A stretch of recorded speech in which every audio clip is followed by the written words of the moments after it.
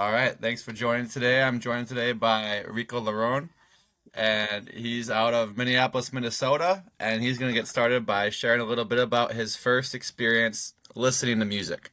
Yes, sir. Riqo Laron, right?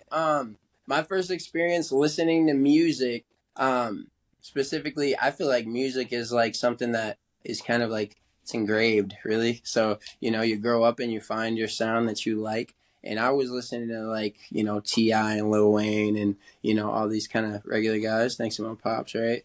But yeah, so I was listening to T.I., Lil Wayne, Eminem when he was coming out and stuff like that, kind of growing up. Meek Mill, MGK, Bruno Mars, Justin Bieber.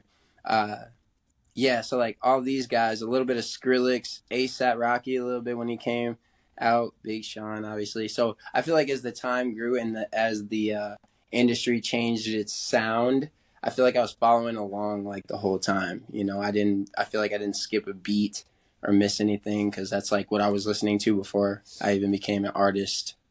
Yeah. That's awesome. When did you make that transition from just listening to starting to create music? Around 2015.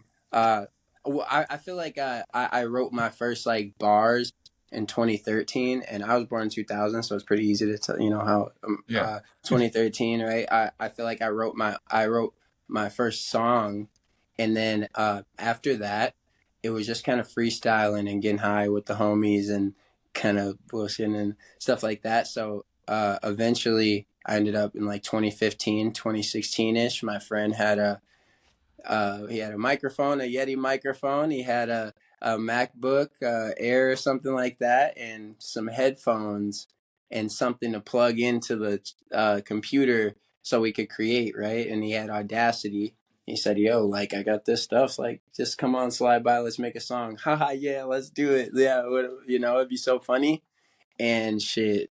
Here's Riqo Laron now. But yeah, so like that kind of started things up, and then he dropped his phase of music, and I feel like it kind of just passed off to me. So he didn't have that equipment like that anymore. I don't know what he did with it, but I stopped going into his like home studio, and I ended up getting Apple headphones when they had the cord, and I put them over my closet hanger thing, and I put a towel over it like a pop filter, and I was making songs for my phone, and eventually got the equipment and worked it off, and then had my own little studio set up, and that's where things really kind of went their way. So Awesome.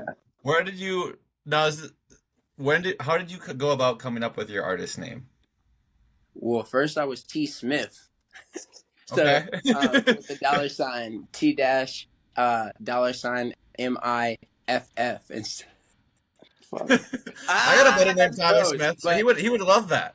right. My name is Tariq Smith, right? So T Okay. Smith was kind of a playoff. And then I was like, oh, that's kind of lame. I got made fun of enough by the people that were on my team at one point. And then I switched it to Hollywood Rico because Spanish class, they asked, hey, what kind of name do you want and everything like that. And I was like, Rico, because my friend his name was Angel. And I was like, Rico is kind of, yeah, let's go with Rico. And then, yeah, so that was the thing. And then Hollywood Rico, I'm still in high school. Hollywood Rico ended up being like another name because my family called me Hollywood because I wasn't my mom would, and then it kind of my family was like, oh, so you want to be Hollywood, you don't call your mom no more, or this, that, and the other, whatever. And then Hollywood was just from like a haha funny kind of name to like everybody just naturally calling me Hollywood, Hollywood, Hollywood. So I thought that was cool, Hollywood Rico. And then that kind of got childish, and then I was like, let me get more mature. I felt like I was maturing as an artist. And then Riqo Laron is like that final level where I'm like, I'm ready to go with this, Riqo Laron. Yeah, my middle name is Laron. So Rico plays off Tariq, Riq. Then put an O at the end. Laron. It's my middle name. So Riqo Laron.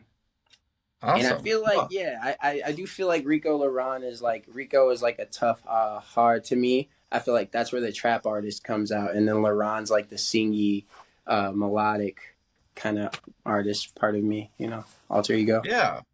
That's cool how you kind of put the two together. Have you always felt like your music had both those sides to it, or is that more new as you've developed with your music? Yeah, it was more new around 2021, to be honest. Like uh Hollywood Rico, I was really like rapping all the time. You know, I was always rapping and not trying to sing, and I felt like that was a little corny and fruity or whatever. And I sang some song that I dropped. It's on SoundCloud from a long time ago, "The One," and it was kind of like a girly kind of song about a girl and this, that, and the other. Some fantasized fantasy girl that I'd never met.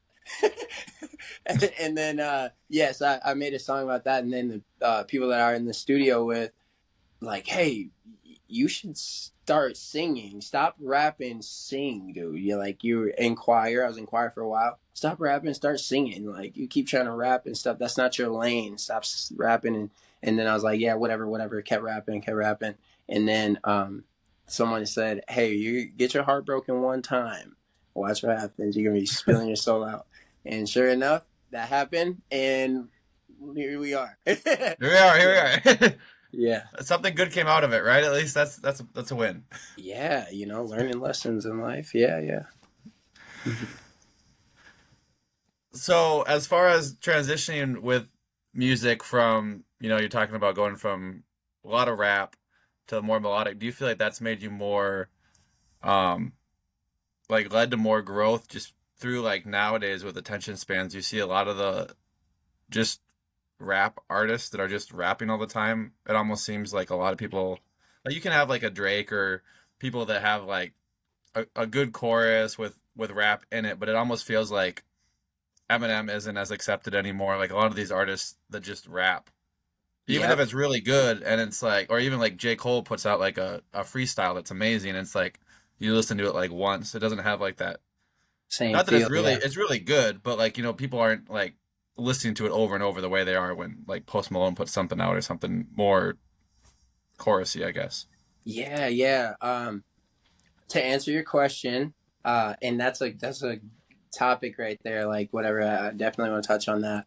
But I do feel like it's opened me up more as an artist. It's got me more versatile.